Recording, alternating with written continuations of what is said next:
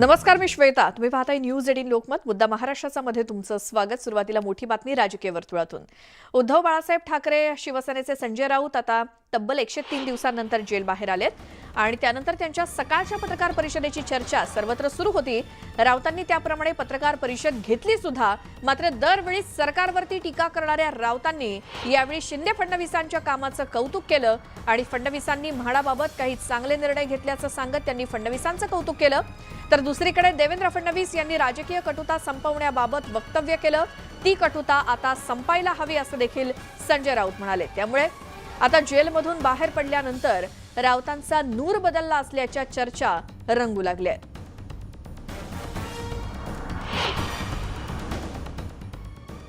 महाराष्ट्र में एक सरकार नहीं बनी है। मैं 3 महीने से बाहर हूँ। कुछ निर्णय सरकार ने अच्छे भी लिए हैं महाराष्ट्र के। मैं उनका स्वागत भी करूंगा। विरोध के लिए विरोध नहीं करेंगे हम लोग कभी, ना किया है। जो चीज़ें जनता के लिए और राज्य के लिए और देश के लिए अच्छी होती है उनका हमेशा स्वागत करना चाहिए। महाराष्ट्र में देवेंद्र फडणवीस जी ने कुछ निर्णय अच्छे लिए हैं। जब मुझे अखबार पढ़ने का मौका मिलता था तो मैं पढ़ लेता था और मैं ये भी देखता था कि अच्छा निर्णय है। खास करके हाउसिंग जो है गरीबों के लिए घर देने का फैसला, म्हाडा को अधिकार देने का फैसला, जो हमारे सरकार ने वो अधिकार छीन लिए थे वो मुझे अच्छा नहीं लगता था। लेकिन म्हाडा बोर्ड को एक वापस अधिकार देने का फैसला फडणवीस साहब ने लिया है, वो मुझे अच्छा लगा। ऐसे बहुत से निर्णय हैं। जब तक पद पर कोई बैठा है संवैधानिक पद पर तो उसे मिलकर राज्य के देश के कामों के बारे में चर्चा होनी चाहिए। और मैंने पढ़ा है, जब मैं जेल में था फडणवीस जी ने कहा था कि जो कटुता है हमारे महाराष्ट्र में बढ़ गई है वो कम होनी चाहिए और मैंने उनका स्वागत भी किया। या संदर्भात आपण अधिक बोलणार आहोत. भाजपचे नेते आणि मंत्री सुधीर मुनगंटीवार आपल्यासोबत फोन लाईन वरती आहेत. मुनगंटीवारजी, स्वागत तुमचं न्यूज 18 लोकमत मध्ये.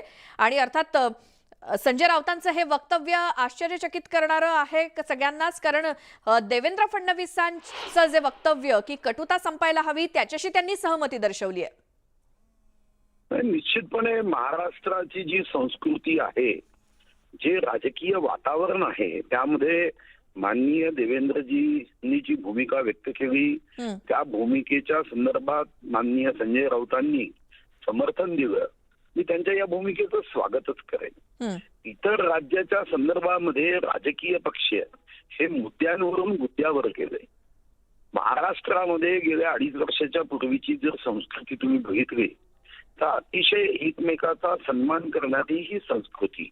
आपण स्वर्गीय विलासराव देशमुख असेल किंवा स्वर्गीय गोपीनाथ मुंडे असतील, आपण बघितलं की विधानसभेत एकमेकावर मुद्द्याच्या आधारावर टीका करणारे हे 2 नेते जेव्हा लॉबीमध्ये यायचे तेव्हा असं वाटायचं की काय यांची मैत्री आहे, नजर लागू नये.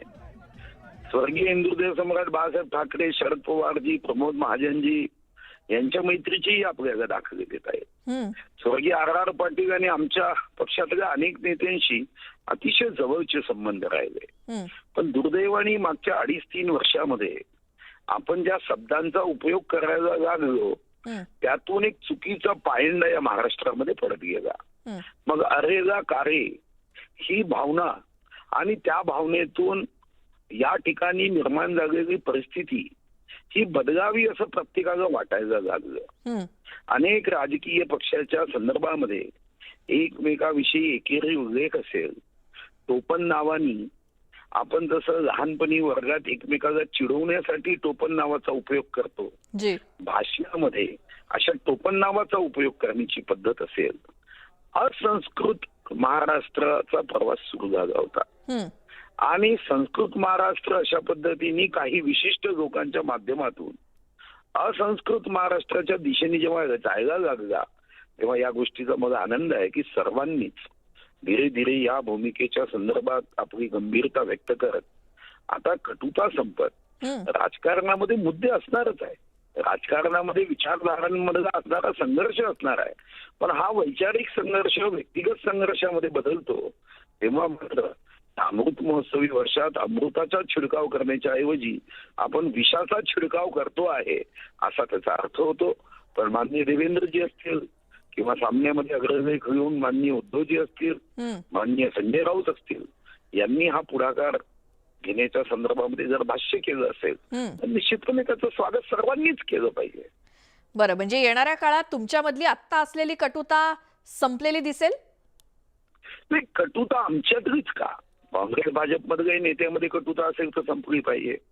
कटुता ही असण्याचं कारणच नाही. मुद्द्यांवर वैचारिक मतभेद असू शकतो. राष्ट्रवादी आणि आमच्यामध्ये कटुता असता कामा नये. कोणताही पक्ष असो, कटुता कशासाठी? आमची विचारधारा हे विषयांच्या संदर्भामध्ये आमचा आग्रह असेल हे समजू शकतो, पण आपण टोपण नावाने चिडवायचं अतिशय. आता काही काही गोष्टींमध्ये आपण बघतो कोणत्या शब्दाचे उपयोग केले जातात, हे काही राजकारणामध्ये उत्तम नाही आहेत. म्हणजे एखाद्या वेळी एखादी घटना कधी 10 वर्षात अगोदर घडायची, आता तर दर 10 मिनिटाला घडायला लागल्या. बरं, मुनगंटीवारजी, संजय राऊतांकडून सरकारनं केलेल्या कामाचं कौतुक हे तुम्हाला तरी अपेक्षित होतं का? तरी अपेक्षा नाही. त्यांनी कौतुक केलं तर त्यांचं अभिनंदन आम्ही सुद्धा करू ना. प्रेमाने प्रेम वाढतं. अगर आप नफरत का बीज बोओगे तो पेड़ नफरत का ही आएगा. प्रेम का बीज बोओगे तो प्रेम का ही पेड़ बढ़ेगा. त्यामुळे त्यांनी काय भूमिका घ्यायची हे मला माहित नाही, पण त्यांनी जर ही भूमिका घेतली असेल की सरकारचं, केंद्र सरकार असेल किंवा राज्य सरकार, त्यांच्या उत्तम कामाचं अभिनंदन केलं तर निश्चितपणे आज असणाऱ्या राजकीय पक्षालाही उत्तम काम करण्याची इच्छा निर्माण होईल. जी, मुनगंटीवारजी, धन्यवाद. तुम्ही न्यूज 18 लोकमतशी बोललात त्याबद्दल. याच संदर्भात आपण अधिक बोलूयात. शिवसेनेच्या नेत्या मनीषा कायंदे सुद्धा आपल्या सोबत जोडल्या गेल्यात. मनीषाताई, स्वागत तुमचं. संजय राऊत कालच तुरुंगाच्या बाहेर आले आणि आज जेव्हा पत्रकारांशी बोलत होते तेव्हा त्यांनी थेट सरकारच्या कामाचं कौतुक केलंय किंवा देवेंद्र फडणवीस म्हणतात कटुता संपायला हवी, त्याचं ते समर्थन करतायत. त्यामुळे एक प्रकारे सगळ्यांच्याच भुवया उंचावल्यात. नाही, मला असं वाटतं की हे चुकीचं इंटरप्रिटेशन होत आहे. त्यांनी सरकारचं काही कामांचं कौतुक केलंय. निश्चित मी पण त्यांची ती लाईव्ह प्रेस कॉन्फरन्स ऐकली, परंतु त्यांनी त्यांचा जो कणखर बाणा आहे तो कुठेही कमी झालेला नाहीये. कदाचित 100 दिवस ते तुरुंगात आतमध्ये होते, माणसाचं थोडंसं मानसिक खच्चीकरण होऊ शकतं, पण ते तसं कुठेही त्यांच्या बोलण्यात दिसलेलं नाही. कारण त्यांनी त्यांचा मुद्दा प्रूव्ह केला. He has proved his point. आणि ज्या पद्धतीचा निकाल लागला आहे की ईडीवर देखील ताशेरे ओढलेले आहेत, त्याच्यामुळे हे चुकलेलं आहे हे. आणि त्यांनी केंद्र सरकारला कुठलंही कौतुक केलं नाहीये, परंतु त्यांनी देवेंद्रजींच्या काही निर्णयांबद्दल, आणि त्यांनी हेही सांगितलं ना की हे सरकार देवेंद्र फडणवीस चालवत आहेत. त्यांनी एकनाथ शिंदे यांचं कुठेही नाव घेतलं नाही आणि त्यांनी हेही दाखवून दिलं बोलताना की देवेंद्र फडणवीसच सरकार चालवत आहेत. म्हणजे मग एकनाथ शिंदे यांचा विषयच कुठे आहे किंवा त्यांचं महत्व टोटली कमी झालेलं आहे आणि सरकार देवेंद्र फडणवीस चालवत आहेत हा मुद्दा त्यांनी अधोरेखित केलेला आहे. आणि त्यांनी त्यांचं रोजची जी कामगिरी आहे ते चालूच ठेवणार आहे. शिवसेनेची भूमिका पूर्णपणे ते यापुढे पूर्वी सांभाळत होते तशी ते करणारच आहेत, यामध्ये कोणतंही दुमत नाहीये. आणि ते निष्ठावान शिवसैनिक, त्यांनी झुकले नाहीत, कुठल्या आमिषाला बळी पडले नाहीत, भीतीला समोर ईडीच्या कारवाईला देखील ते सामोरे गेले आहेत आणि ते फेस करून बाहेर आले आहेत. त्यामुळे मला असं वाटत नाही की कुठेही ते मवाळ झालेले, ते कधीच मवाळ होणार नाहीत. बरं, मनीषा कायंदेजी, धन्यवाद. तुम्ही तुमची भूमिका मांडलीत. तर संजय राऊतांचं जे वक्तव्य त्याचा वेगळा अर्थ काढला जातोय असं मनीषा कायंदेंचं म्हणणं आहे. कुठेही संजय राऊत मवाळ झालेले नाहीत किंवा नरमाईची भूमिका घेतलेली नाही. ते पत्रकारांशी बोलत होते त्यावेळी त्यांचा कणखर बाणा हा होताच. त्यामुळे विपर्यास केला जाऊ नये संजय राऊतांच्या वक्तव्याचा असं त्या म्हणतायत. एकीकडे संजय राऊत काय म्हणालेत हे आपण सगळ्यांनी ऐकलंच पत्रकारांशी बोलताना, मात्र शिवसेनेच्या इतर नेत्यांनी मात्र त्याचं खंडन केलेलं आहे. आता संजय राऊत हे मातोश्रीकडे रवाना झालेले आहेत. उद्धव ठाकरेंची ते भेट घेणार आहेत. दरम्यान संजय राऊतांनी कारागृहामध्ये एकाकीपण येत असल्याचं सांगितलं. कारागृहामध्ये एकाकीपणा वाढतो आणि कारागृहामध्ये भिंतींशी बोलावं लागतं असंही त्यांनी म्हटलं. स्वातंत्र्य चळवळीमध्ये आणि आणीबाणीमध्ये अनेक जण तुरुंगामध्ये गेले होते. राजकीय आयुष्यामध्ये तुरुंगात जावं लागत असल्याचं त्यांनी म्हटलं. काय म्हणाले ते संजय राऊत ऐकूयात. जेल में रहना ये कोई आनंद की बात नहीं होती। जो दीवारें होती है जेल की उससे बात करनी पड़ती है। बड़ी बड़ी दीवारें होती है जेल में, जो बाहर से कोई संबंध नहीं रहता, तो उनसे बात करनी पड़ती है हमको, एकांत में बात करनी पड़ती है। मैं सोचता था जेल में कि वीर सावरकर 10 साल से ज्यादा जेल में कैसे रहे, लोकमान्य तिलक मंडाले में 6 साल से ज्यादा कैसे रहे, इमरजेंसी में अटल बिहारी वाजपेयी से लेकर बड़े बड़े नेता जेल में 2-2 साल कैसे रहे। इस बारे में जब मैं सोचता था तो मैं ये देखता था कि ठीक है, जो राजनीति में है उनको कभी न कभी जेल में जाना पड़ता है। केवळ आणि केवळ फक्त जमानत झाली आहे। जमानतीनंतरच्या भरपूर त्या ठिकाणी कारवाया असतात, कोर्टामध्ये त्या ठिकाणी अनेक सबमिशन करावे लागतात। तर मला वाटतं की केवळ जमानत झाली म्हणून या ठिकाणी एवढा जल्लोष करणे, जमानत झाली म्हणून त्या ठिकाणी मोठ्या प्रमाणावर आता मी निर्दोष बरी झालो आहे असं वागणे हे काही योग्य नाही आहे। केवळ जमानत झाली आहे। पुढची बातमी, ओबीसी आरक्षणावरती आज सुप्रीम कोर्टामध्ये सुनावणी होणार आहे आणि राज्य सरकारनं स्थानिक स्वराज्य संस्थांमध्ये ओबीसींची संख्या आणि राजकीय मागासलेपण यावरती आधारित जयंतकुमार बांठिया यांचा अहवाल सर्वोच्च न्यायालयामध्ये सादर केला होता आणि याच प्रकरणी सुप्रीम कोर्टामध्ये 2 वेळा सुनावणी झाल्यानंतर आज पुन्हा या प्रकरणी सुनावणी होतीये। या सुनावणीमध्ये जर राज्यात ओबीसींची संख्या जास्त आहे हे सिद्ध झालं तर आरक्षण मिळणार आहे, अन्यथा ओबीसी आरक्षण कायमस्वरूपी जाणार असल्याची शक्यता निर्माण झाली आहे। त्यामुळे महाराष्ट्राच्या राजकारणाला वेगळी दिशा मिळण्याची देखील शक्यता आहे। दरम्यान सर्वोच्च न्यायालयानं ओबीसी आरक्षण दिलंय, फक्त 93 नगरपालिकांच्या संदर्भात टेक्निकल कारणानं त्यांचा समावेश ओबीसी राजकीय आरक्षणामध्ये झालेला नाही आणि आज त्या 93 नगरपालिकांसंदर्भात ओबीसींचं राजकीय आरक्षण मिळेल अशी आशा भाजपचे प्रदेशाध्यक्ष चंद्रशेखर बावनकुळे यांनी व्यक्त केली आहे। यापूर्वी सर्वोच्च न्यायालयाने ओबीसी आरक्षण दिलं आहे। देवेंद्र फडणवीस एकनाथ शिंदे सरकार आल्यावर बांटिया आयोगाचा रिपोर्ट सुप्रीम कोर्टाला सादर केल्यावर सुप्रीम कोर्टाने मान्यताच दिली आहे। केवळ 93 नगरपालिका तर टेक्निकल त्या ऑर्डरमध्ये आल्या नाही आणि म्हणून ते सुनावणी आहे। निश्चितपणे यापूर्वी सुप्रीम कोर्टाने ओबीसी आरक्षण दिल्यामुळं याही 93 नगरपालिका ज्या सुटलेल्या आहेत त्यांना ते आरक्षण मिळेल अशी मला अपेक्षा आहे। आज शिवप्रताप दिनी प्रतापगडाच्या पायथ्याशी असलेल्या अफजल खानाच्या कबरीसमोरचं अनधिकृत बांधकाम हटवायला सुरुवात झाली आहे। सकाळपासून महसूल विभाग आणि वन विभागानं ही कारवाई सुरू केली आणि जेसीबी आणि पोकलेनच्या मदतीनं अफजल खानाच्या कबरीलगतचं परिसरातलं अतिक्रमण हटवण्यात येते आणि या ठिकाणी कोणताही अनुचित प्रकार घडू नये म्हणून मोठा पोलीस बंदोबस्त तैनात ठेवण्यात आलाय। गेल्या अनेक वर्षांपासून अफजल खान कबरीलगतच्या अनधिकृत बांधकामावरून वाद सुरू होता आणि अखेर प्रशासनाच्या वतीनं या बांधकामावरती कारवाई सुरू झाली। अफजल खानाच्या कबरीच्या शेजारी असलेलं अनधिकृत बांधकाम जे आहे ते पाडण्याचं काम आता प्रशासनाकडून करण्यात आलेलं आहे। प्रतापगडाच्या पायथ्याशी आणि परिसरामध्ये जवळपास 1,500हून अधिक पोलीस या ठिकाणी तैनात करण्यात आलेले आहे। या ठिकाणी 144 कलम लागू करण्यात आलेले आहे। कोणालाही या परिसरामध्ये येण्यास मज्जाव करण्यात आलेला आहे। त्यासोबत महत्त्वाची बाब म्हणावे गेलं तर या ठिकाणी असलेलं बांधकामच नाही तर या ठिकाणी असलेला घुमट देखील या कबरीवरचा काढण्याचं काम आता सध्या प्रशासनाकडून केलं जात आहे। या ठिकाणी इंटरनेट सेवा असेल किंवा कॉलिंग सेवा असेल हे देखील या ठिकाणी जॅमर लावण्यात आलेले आहे। मोठ्या प्रमाणात या ठिकाणी पोलीस बंदोबस्त ठेवण्यात आलेला आहे। छावणीचं स्वरूप जे आहे ते या ठिकाणी आपल्याला पाहायला मिळत आहे। ज्या ठिकाणी महाबळेश्वरून आल्यानंतर प्रतापगडाच्या दिशेने जी कमान आहे या कमानाच्या तिथूनच प्रवेश जो आहे तो बंद करण्यात आलेला आहे। कबरीच्या ठिकाणी जे काही अनधिकृत बांधकाम झालं त्या अनुषंगानं 2005 मध्ये या ठिकाणी हिंदुत्ववादी संघटना आहेत त्यांनी आवाज उठवला होता। त्यानंतर अनेक सरकार आली, मात्र या ठिकाणचं अनधिकृत बांधकाम जे आहे ते पाडण्याचं कोणीही धाडस केलं नव्हतं। मात्र शिंदे फडणवीस सरकारने हे जे आहे सर्जिकल स्ट्राईकच म्हणावं लागेल वेगळ्या पद्धतीनं, त्यांनी रात्रीत हे बांधकाम जे आहे ते पाडण्याचं सुरुवात केलेली आहे। या ठिकाणी पोकलेन असेल जेसीबीच्या सहाय्यानं हे बांधकाम आता पाडण्याचं काम जे आहे ते युद्ध पातळीवर सुरू आहे। किरण मोहिते, न्यूज 18 लोकमत, सातारा।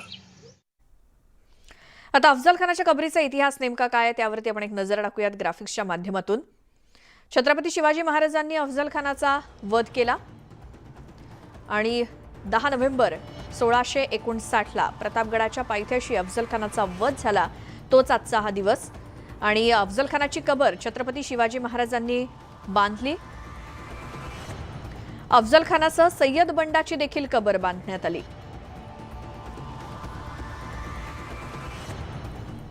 त्याचसोबत तिथे दोन्ही कबरींच्या देखभालीची तरतूद सुद्धा करण्यात आली.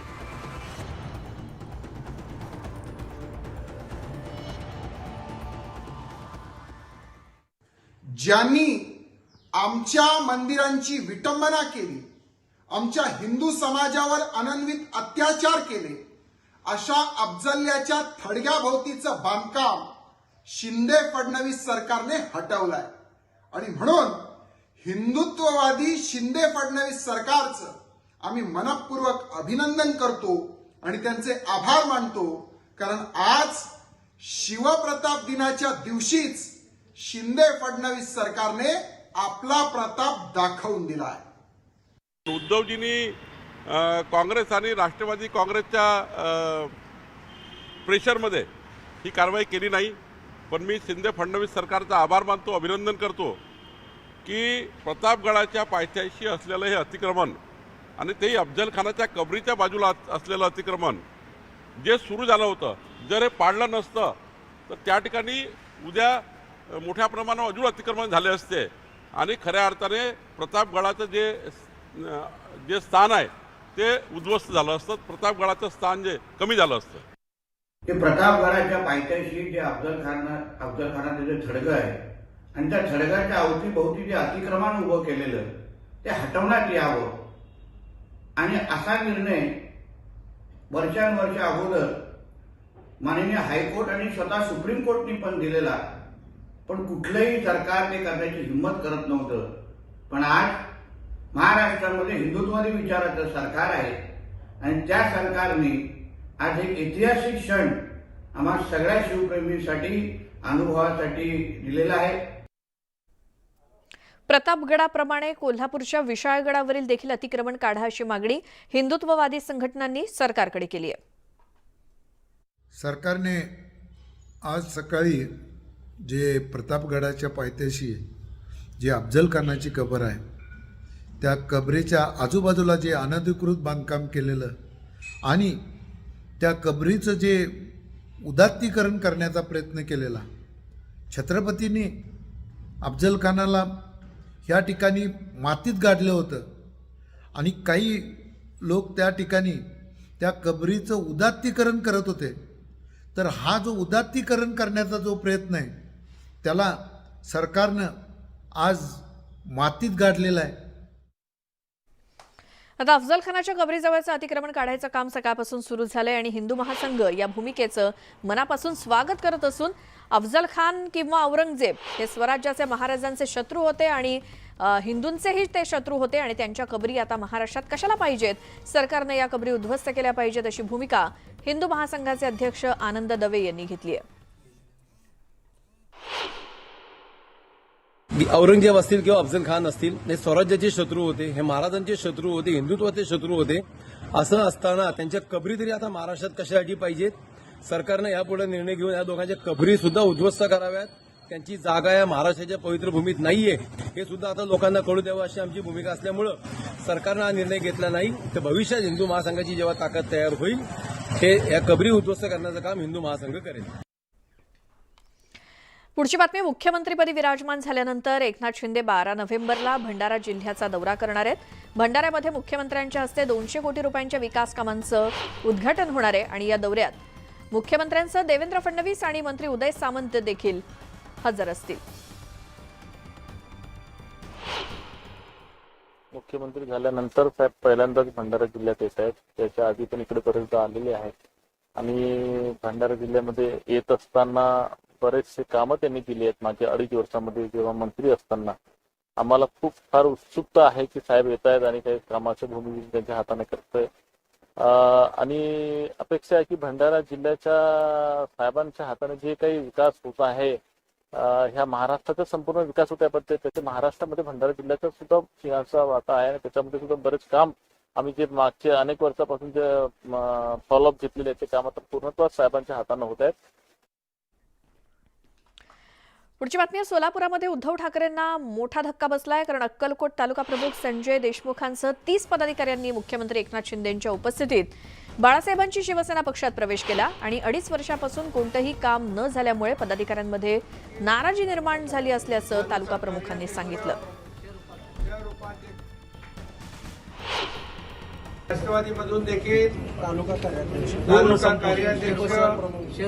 शहर उपाध्यक्ष,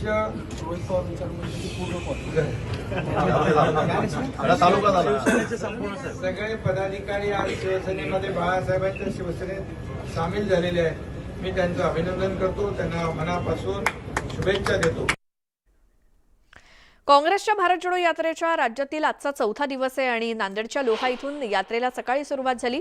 संध्याकाळी नवा मोंढा मैदान इथे राहुल गांधींची जाहीर सभा होणार आहे.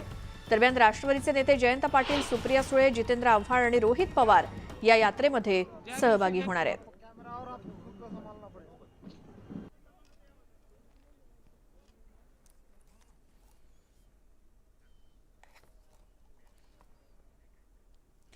भाजपचे खासदार धनंजय महाडिकांनी सतेज पाटलांवरती मोठा आरोप केला. माजी मंत्री सतेज पाटील यांनी भीमा सहकारी साखर कारखाना बंद पाडण्यासाठी प्रयत्न केल्याचा आरोप महाडिकांनी केलाय. भीमा सहकारी साखर कारखाना निवडणूक प्रचार अंतिम टप्प्यात आलेला आहे आणि भीमा साखर कारखान्याच्या निवडणुकीतील विरोधी लोकांनी माजी मंत्री सतेज पाटील यांना हाताशी धरून भीमा कारखाना अडचणीत आणण्याचे प्रयत्न केले. सतेज पाटील यांनी सुद्धा यासाठी पत्र देऊन तक्रारी करून भीमा बंद पाडण्यासाठी साथ दिली असा आरोप महाडिकांनी केलाय. या सरकारच्या माध्यमातून पालकमंत्री आमचे कोल्हापूरचे असणारे त्यावेळचे सतेज पाटील यांनी अतोनात त्रास भीमा कारखाना बंद पडण्यासाठी त्यांनी दिलेला आहे. त्याचे सगळे पुरावे आहेत, त्यांचे सगळी पत्र माझ्याकडे आहेत. मी अनेक वेळा ती पत्र दाखवलेली आहे. भीमा कारखान्यावर कारवाई व्हावी, चौकशी व्हावी, त्यांना फंडिंग मिळू नये, अशा अनेक प्रकारच्या तक्रारी त्यांनी केलेल्या आहेत. खरं म्हणजे त्यांचा काहीही काडीमात्र संबंध नसताना फक्त एक द्वेषबुद्धीनं त्यांनी हा भीमा कारखाना बंद पडावा यासाठी या तालुक्यातल्या काही बगलबच्च्यांना त्यांनी साथ दिलेली आहे. मुंबई हायकोर्टानं राष्ट्रीय कुस्तीगीर परिषदेला दणका दिलाय. राष्ट्रीय कुस्तीगीर परिषदेच्या महाराष्ट्र कुस्तीगीर परिषद कार्यकारिणी बरखास्त करण्याचा निर्णय रद्दबातल करण्यात आलाय. त्यामुळे रामदास तडस गटाला देखील मोठा दणका हा मानला जातोय. बाळासाहेब लांडगे यांनाच सरचिटणीस म्हणून पूर्ण अधिकार असणार आहेत. कुस्ती महासंघानं घेतलेली निवडणूक आणि निवडलेली समिती ही चुकीची असल्याचं सांगत ही निवड रद्द करण्यात आली आहे. यापुढे रामदास तडस गटाला कोणतेही अधिकार नसणार आहेत. त्यामुळे आता महाराष्ट्र केसरी कुस्ती स्पर्धेचा मार्ग मोकळा झालाय. ब्रेकनंतर एक मोठी बातमी. मुंबईला दहशतवादी हल्ल्याचा अलर्ट मिळालाय. दहशतवादी ड्रोननं हल्ला करण्याची शक्यता असल्याचं कळतंय आणि त्यामुळे मुंबईमध्ये ड्रोन उडवण्यावरती बंदी घालण्यात आली आहे. कारण मुंबईला दहशतवादी हल्ल्याचा अलर्ट मिळालेला आहे आणि त्यामुळे संपूर्ण यंत्रणा आता सतर्क झाली आहे. पोलीस सुद्धा सतर्क झालेत. दहशतवादी ड्रोननं हल्ला करण्याची शक्यता वर्तवली जाते आणि त्यामुळे मुंबई आणि परिसरात ड्रोन उडवण्यावरती आता बंदी घालण्यात आली आहे. दहशतवादी ड्रोननं हल्ला करण्याची शक्यता वर्तवली जाते आणि तसा अलर्ट मुंबईसाठी देण्यात आलेला आहे. विवेक गुप्ता आमचे प्रतिनिधी आपल्या सोबत आहेत. विवेक, काय प्रकारची धमकी किंवा अलर्ट आलेला आहे मुंबईसाठी, काय परिस्थिती आहे?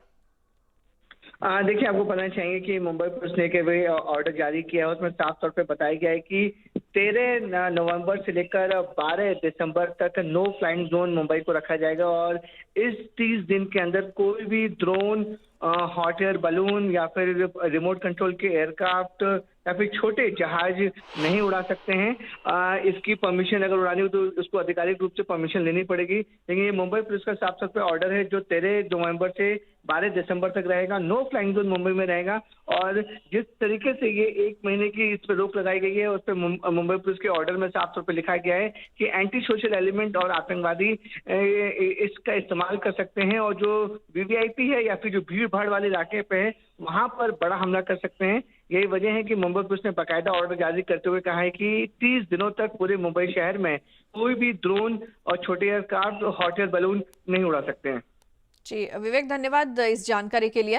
मुंबईमध्ये त्यामुळे ड्रोन उडवण्यावरती बंदी घालण्यात आली आहे। दहशतवादी ड्रोनच्या माध्यमातून हल्ला करू शकतात असा अलर्ट मुंबईसाठी जारी करण्यात आलेला आहे आणि त्यामुळे मुंबईकरांसाठी एक सगळ्यात महत्त्वाची बातमी आणि अर्थात संपूर्ण राज्यासाठी आणि देशासाठी सुद्धा।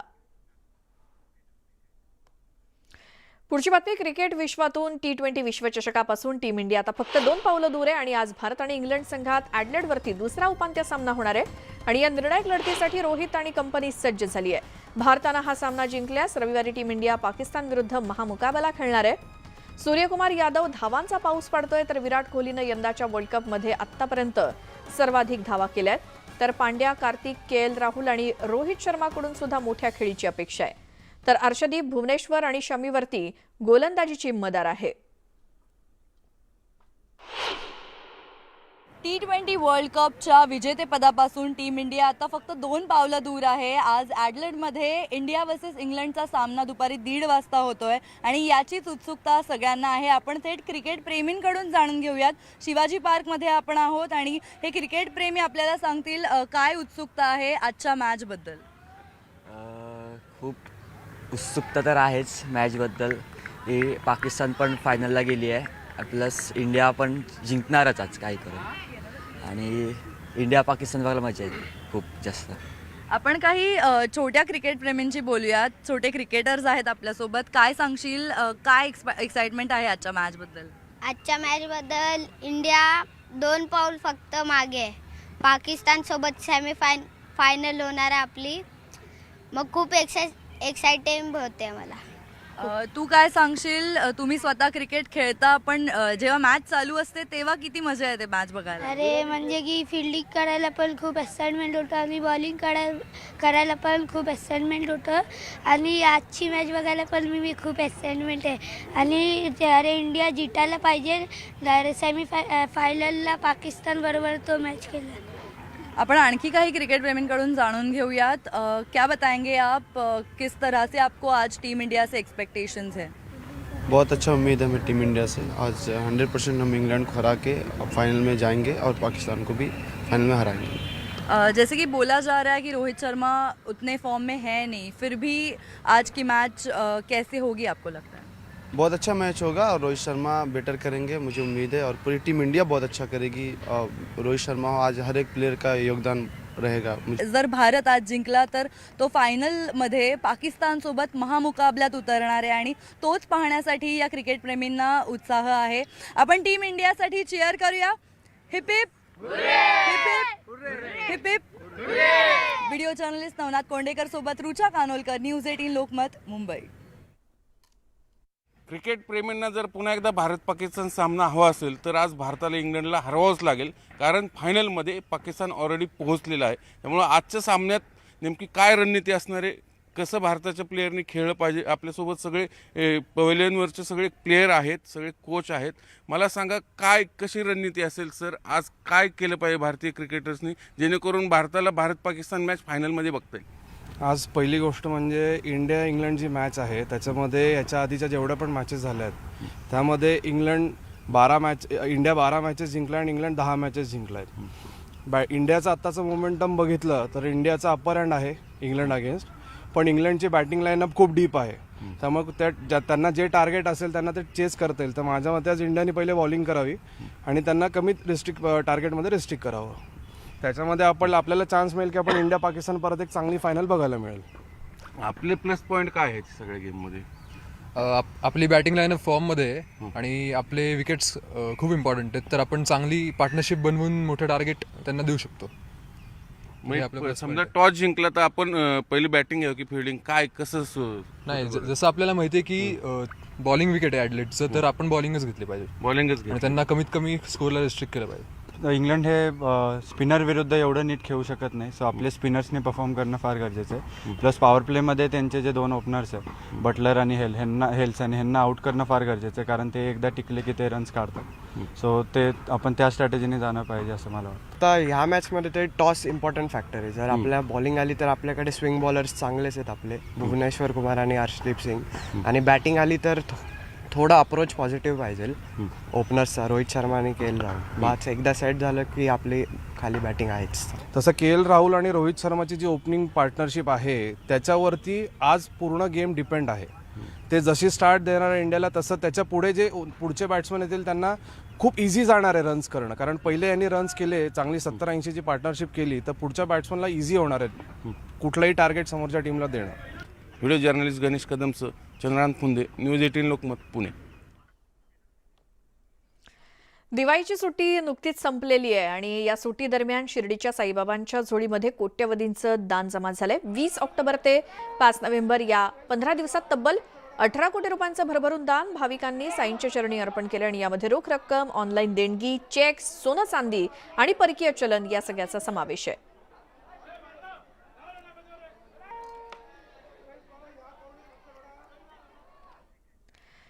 आणि आता थेट जाऊयात उद्धव ठाकरे यांचं निवासस्थान मातोश्री या ठिकाणी आणि लगेचच संजय राऊत तिथे काही क्षणात पोहोचतायत आणि त्यांच्या स्वागतासाठी नेते आदित्य ठाकरे मातोश्रीच्या गेटवरतीच उभे आहेत संजय राऊतांच्या स्वागतासाठी. काल तुरुंगातून बाहेर पडले संजय राऊत आणि त्यानंतर मोठं शक्ती प्रदर्शन, कार्यकर्त्यांचा जल्लोष संपूर्ण महाराष्ट्रभर आपण पाहिला.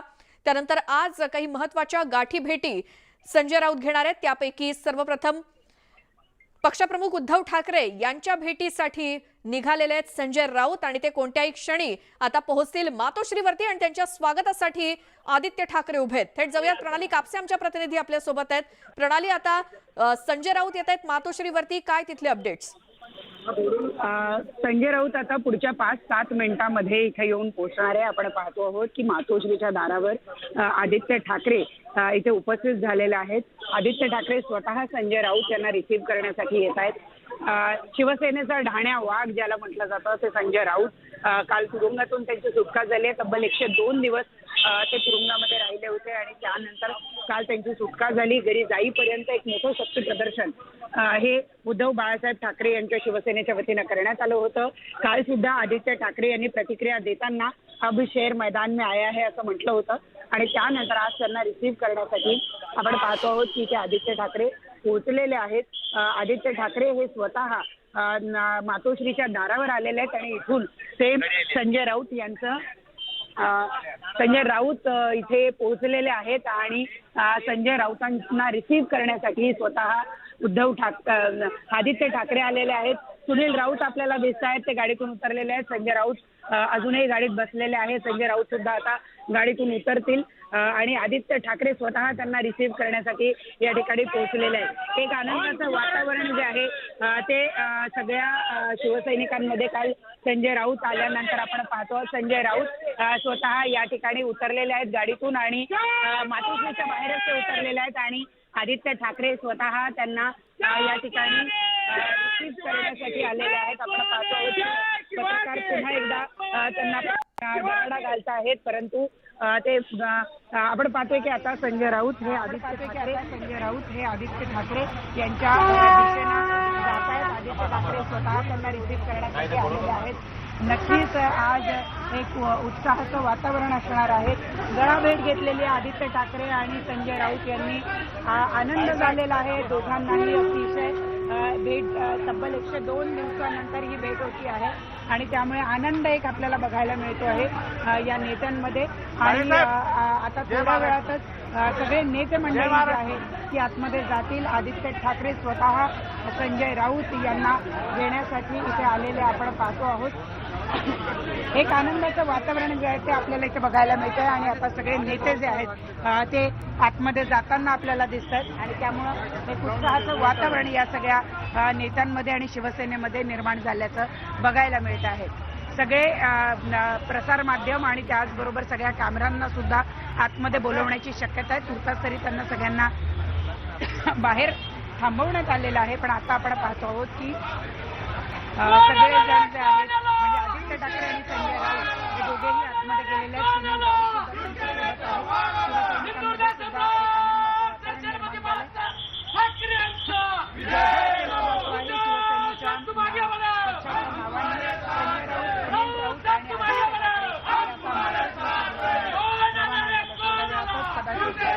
शिवसैनिकांमध्ये सुद्धा सगळे कॅमेरे हे बाहेर ठेवण्यात आलेले आहे. जी प्रणाली, आपण ही दृश्य दाखवतोय मातोश्री जवळची आणि तिथे संजय राऊत नुकतेच पोहोचलेले आहेत. आदित्य ठाकरे त्यांच्या स्वागतासाठी उभे होते. त्यांनी एकमेकांची गळाभेट घेतली आणि आता पुढे उद्धव ठाकरे आणि कुटुंबियांची भेट घेतील संजय राऊत आणि थोडा वेळ ते या ठिकाणी थांबतील. त्यानंतर आजच्या दिवसात राष्ट्रवादीचे अध्यक्ष शरद पवार यांची देखील भेट घेणार आहेत संजय राऊत. त्याआधी पक्षप्रमुख उद्धव ठाकरे यांच्या भेटीसाठी ते आलेले आहेत आणि त्याची ही एक्सक्लुझिव्ह दृश्य आपण पाहतोय. माध्यमांची आत्ता काही बोललेले नाहीयेत. थेट आदित्य ठाकरे यांची गळाभेट आणि मग पुढे उद्धव ठाकरे आणि कुटुंबियांची भेटतील संजय राऊत आणि मग आजच्या दिवसात ते शरद पवारांची देखील भेट घेणार आहेत. मात्र त्याआधी आज सकाळीच मातोश्री निवासस्थानी पोहोचलेले आहेत संजय राऊत आणि ते उद्धव ठाकरेंना भेटणार आहेत. मातोश्रीवर अगदी काही क्षणापूर्वीच संजय राऊत पोहोचलेत. त्याची ही एक्सक्लुझिव्ह दृश्य.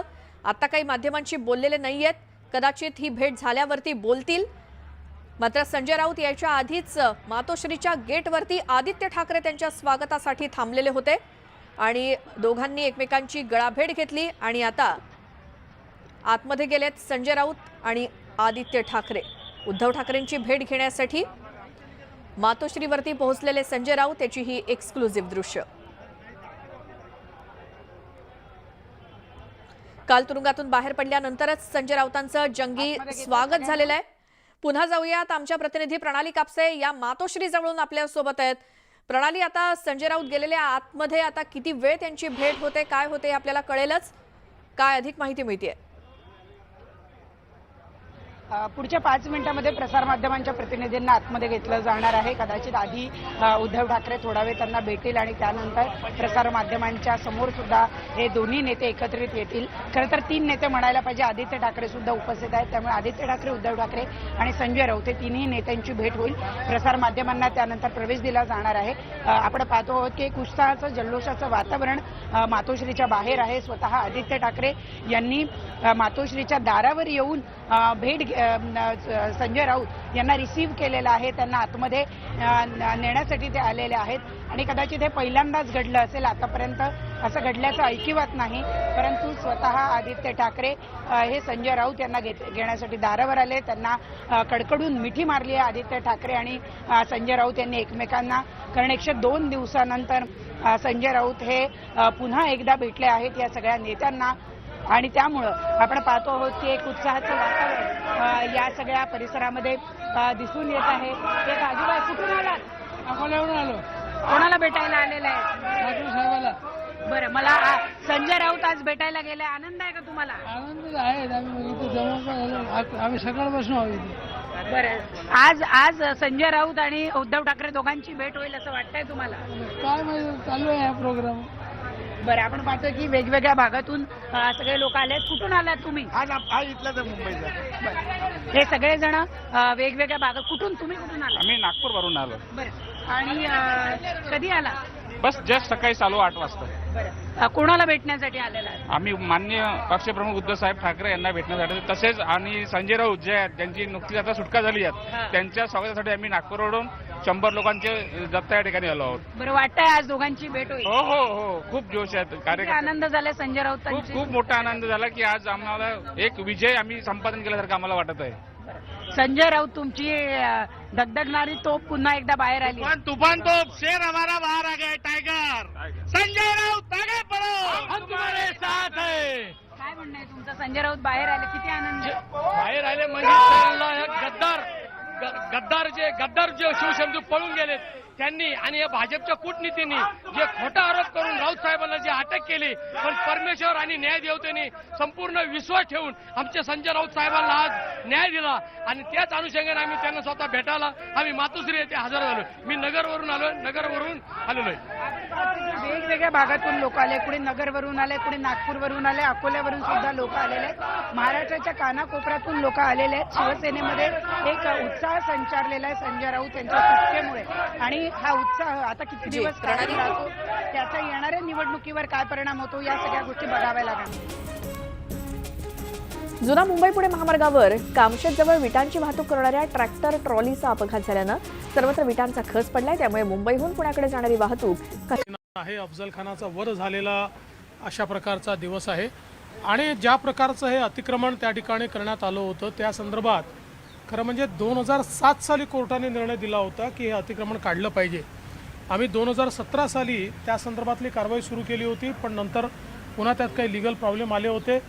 आता ते सगळे प्रॉब्लेम दूर करून हे सगळं अतिक्रमण जे आहे हे त्या ठिकाणी काढण्यात येतं आहे. आणि शिवप्रेमींची सातत्याने ही मागणी होती. यापूर्वी ज्या शिवप्रेमींनी अशा प्रकारचं आंदोलन केलं त्यांच्यावर अनेक गुन्हे देखील दाखल झाले, पण अतिक्रमण काही निघत नव्हतं.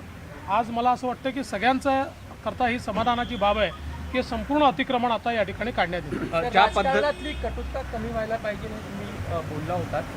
संजय राऊत आता तेच म्हणायला लागले की राजकारणातली कटुता कमी व्हायला पाहिजे. तुमचं ते म्हणणं ते कौतुक करतात. त्याचबरोबर तुम्ही अनेक निर्णय जे या दरम्यान घेतलेले आहेत त्याचं कौतुक करताना दिसतात आणि लवकरच तुमची भेट मागू इच्छितो. मी ते काय बोलले ऐकलं नाही, त्याच्यामुळे त्याच्यावर कुठली प्रतिक्रिया मी देणार नाही. पण मला भेट मागितली तर मी सगळ्यांनाच भेट देतो, त्याला काय अडचण नाही. एवढंच आहे की राजकारणातली कटुता ही जर दूर करायची असेल तर सगळ्यांना मिळून ठरवावं लागेल. कुठलाही एक पक्षही दूर करू शकत नाही. आणि नेत्यांनी शांत राहायचं आणि इतरांना बोलायला लावायचं ही जी पद्धत आहे ती पद्धती बंद करावी लागेल. पण त्याचबरोबर संजय राऊत ज्या पद्धतीने तुमचं कौतुक करतात, अनेक निर्णयाचं कौतुक करतात, मात्र सीएमचं करत नाही आहे. ते म्हणतात की एक मॅच्युअर नेते आहेत, त्यांना मी खरंच तुम्हाला सांगतो, मी ते काय बोलले काही ऐकलेलं नाही, त्याच्यामुळे मी त्याच्यावर प्रतिक्रिया देणं योग्य आहे. सर, कालपासून राऊत वारंवार दावा करतायत की ईडीने माझी अटक ही बेकायदेशीर केली होती. की हे म्हणणं कितपत रास्त आहे? कारण की शेवटी APL कोर्टामधून 3 महिन्याचा असं आहे की कोर्टाने एक निर्णय दिलेला आहे. तो निर्णय योग्य आहे की अयोग्य आहे यावर ईडी बोलू शकेल. त्याच्याविरुद्ध ते उच्च न्यायालयात गेलेले आहे. उच्च न्यायालयामध्ये मला असं वाटतं आज उद्या काहीतरी सुनावणी आम्ही टी व्हीवरच बघितलं ते. त्याच्यामुळे आता त्याच्यावर काही बोलणं किंवा त्याच्या मेरिटवर बोलणं हे माझ्याकरता तरी योग्य होणार नाही. तर या ऑर्डरला जोडून एक महत्त्वाचं निरीक्षण कोर्टानेच नोंदवलेलं आहे की माजी केंद्रीय मंत्र्यांना कुठेतरी एक दबाव निर्माण करण्यासाठीच राऊतांना ही अटक केली असं कोर्टाचं निरीक्षण आहे. कोर्टाने काय म्हटलं आहे ते योग्य आहे अयोग्य आहे या मेरिटवर हायकोर्टाचं झालं की आपण त्याच्यावर बोलू. सर, हिंदी में जानना चाहेंगे जो अतिक्रमण वन नेशन वन इलेक्शन असं एक इलेक्शन कमिशनचं एक म्हणणं आलेलं आहे. तुम्ही राजकीय नेते म्हणून या गोष्टीकडे कशा स्वरूपात पाहता? माझं त्याला पूर्ण समर्थन आहे. हे कठीण आहे, पण शेवटी महाराष्ट्रामध्ये मागच्या काळामध्ये आम्ही एक सुधीर मुनगंटीवारजींच्या अध्यक्षतेखाली कमिटी तयार केली होती. त्या कमिटीने एक रिपोर्ट दिला आणि त्या रिपोर्टमध्ये जवळजवळ महाराष्ट्रामध्ये 365 दिवस 5 वर्षातले 350 जवळजवळ 1 वर्ष कुठल्या ना कुठल्या भागामध्ये आचारसंहिता असते. इतक्या निवडणुका आपण करत असतो. त्याच्यामुळे मला असं वाटतं की वन नेशन वन इलेक्शन आणि सगळेच इलेक्शन एकत्र म्हणजे हे तर महाराष्ट्रापुरतं आलं, पण आता देशामध्ये एकेका राज्याचं इलेक्शन याच्याऐवजी सगळ्या निवडणुका एकत्रित झाल्या तर त्यांनी खर्च देखील वाचेल, मतदारांना देखील त्यांचा इन्फॉर्म्ड अशा प्रकारचा एक व्ह्यू घेता येईल आणि राजकीय पक्षांनाही सोयीचं राजकारण करण्याऐवजी एक भूमिका घेऊन समोर जावं लागेल. संजय राऊत यांनी तुमची स्तुती केली आहे, ते त्याच्यावर बोललो ना. हिंदी में जानना चाहेंगे जो 17 में देखिए, लगातार कोर्ट ने भी ये कहा था कि इस प्रकार से ये जो अतिक्रमण वहाँ पर हुआ है वो अतिक्रमण हटाया जाना चाहिए. 2007 का निर्णय था लेकिन वो इम्प्लीमेंट नहीं हो पा रहा था. 2017 में जब मैं मुख्यमंत्री था तब हमने ये प्रयास किया कि इसको हटाया जाए. कुछ लीगल प्रॉब्लम थे लेकिन सारे लीगल प्रॉब्लम दूर करके अभी उसको हटाने की शुरुआत हमने की है और उसको पूरी तरीके से हटाया जाए. Thank you sir. Sanjay Raut. उपमुख्यमंत्री देवेंद्र फडणवीस माध्यमांशी बोलत होते. संजय राऊत यांनी त्यांची केलेली स्तुती आणि इतर मुद्द्यांवरती त्यांनी केलेलं भाष्य. यासोबतच मुद्दा महाराष्ट्राचा मध्ये इथेच थांबणार आहोत. मात्र जाता जाता राज्यातल्या प्रमुख शहरातल्या तापमानावरती एक नजर टाकूयात.